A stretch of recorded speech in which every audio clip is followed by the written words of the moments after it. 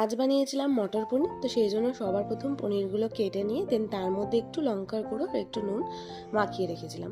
তারপর কড়াইতে তেল ভালো করে গরম করে দেন পনিরগুলো দিয়ে একটু হালকা হাতে নেড়েচেড়ে ভেজে নিয়েছিলাম। ওই তেলেই দিয়েছি গোটা জিরে, তার সাথে শুকনো লঙ্কা, তারপরে দিয়ে দিয়েছি একদম মিহি মিহি করে কাটা পেঁয়াজটা ভালো করে ভেজে দেন লাল লাল হলে তখন এই পেস্টটা দেবো। পেস্টের মধ্যে দিয়েছিলাম টমেটো, আদা, রসুন আর তার সাথে 4টে শুকনো লঙ্কা। শুকনো লঙ্কাটা অপশনাল, তোমরা নাও দিতে পারো। তারপরে এই মশলাটা দিয়ে ভালো করে কষিয়ে নেবে। কষিয়ে নেওয়ার পরে দিয়ে দিয়েছিলাম নুন, মিষ্টি আর একটু হলুদ।